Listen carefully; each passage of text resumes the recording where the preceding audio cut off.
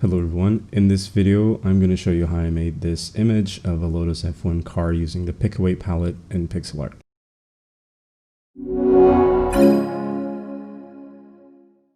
So again, this is an image which I already had started. There's other cars in this image and I'm going to basically copy the perspective and the wheelbase for creating the other car. Here I'm basically explaining the volume of the car in very simple box forms. It's very important to understand the volumes basically in box volumes, because then it becomes really easy to translate those volumes into more complex shapes as long as they fit inside those boxes. So I did basically the top view of the car flat on the ground, and that gave me a width of what the car might be, and it also allowed me to then build the thickness of the car upwards from that point. And then it's a matter of pulling references from what I had. Now, the big challenge about this car is not only the fact that it's a more curvy design than the previous models, even though some of those in the early, I'm going to say 50s, were actually pretty much like long, oblong shaped, or, you know, like a sausage kind of car. But these ones have more sort of subtle and stylized lines, which are harder to convey in Pixelart. The reason why I'm doing the back wing is because the back wing has two main advantages. One, it locks in the perspective, but it also provides me with the width of the space in between the rear wheels, because the wing in the back is basically located inside of the two wings. The second challenge of this whole thing is designing and illustrating this car using the limited pick away palette, which, regardless of being an amazing palette, there's still limited shades for me to use. And on top of that, there's a lot of different logos on this version of the car. Now, the previous cars, for example, the one that's sitting just above the John Player Special car, or sponsored by John Player Special, it's basically a black car with some gold trims. This one had a bunch of sponsors, some of which you won't even be able to read because I just do the shapes really simplistically and almost noise-like. So the front wing here is not a very complicated shape. It does have the right half of the wing kind of tilts up a little bit, and I kind of convey that if you see with the silhouette of it on the side panels of the front wing. This front wing is also supposed to be within the area of the two front wheels, and the two front wheels are actually pretty much the same width as the back wheels, even though they're slightly thinner, which makes the front of the car have the same sort of floor area. It sits on the ground pretty much the same as the back, but it's an odd proportion, but it's very typical of F1 cars.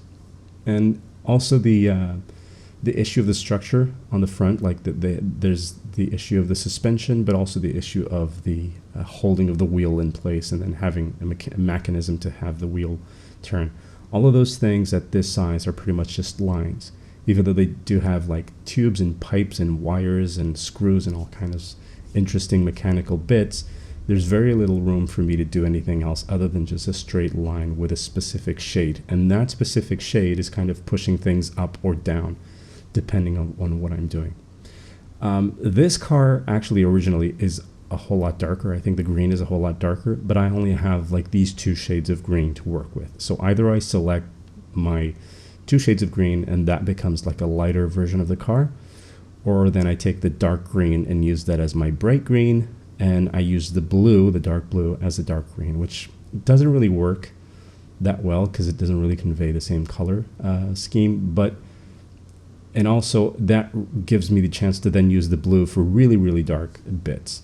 What I did previously in a bit was I used the dark orange for the dark yellow, and I used the dark yellow as the bright yellow. But it just becomes really dark, especially in relation to what I have as the green.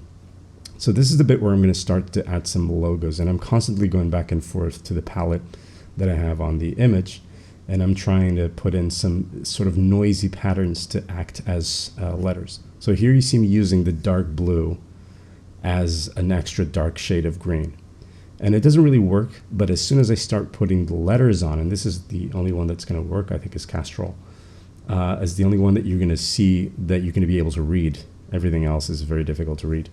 But once I put the letters on top, it stops being a blue shape and it just becomes shading. It's one of the advantages of having that. Also on the dark, really dark bits, you can kind of get away with just using one color because it's almost like you lose the contrast. You just have the indication of the shape. I think this is the only one that I drew that you can actually see the seat belts. So I actually draw those in because it's an interesting idea on these cars, like having the seat belt on a car that can do like 300 kilometers per hour. It feels to me like it's a little bit like it's not going to affect anything, but it has saved life, so I'm all for it.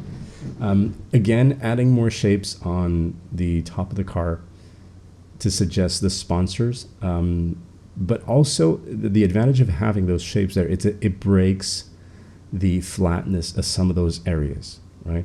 If I didn't have anything to put on those areas would just stand out too much by not having enough detail, because you can have things stand out by having loads of detail, but by contrast, you can also have things that are absolutely under detailed take up the whole image, because then they become obviously less detail. And this is another text that if you put an effort into it, you might be able to read. I think it's a Hitachi. It's a Japanese brand. I think of technology. I don't remember. I think it's pretty old. This is a car from the early 90s, I should say. So a lot of these brands were popular then. It's also a very odd shape at the back because it's on the back wing, and it's one of the few that is red on white, while everything else is pretty much just white on yellow, or blue on yellow, or blue on green. I added those yellow bits on the rims because apparently the original ones were exactly like that. And I'm adding now the shadow because the shadow does put the car down on the ground. It also gives me an indication of how high the car is off of the ground. If the shadow is really close to the car, it means the car is basically sitting on the ground. And if not, then it's just a really high car. And this is just adding the final details. This is what I ended up with. And I hope you guys enjoyed it, and I hope you learned something from it. So take care, and I'll see you next time.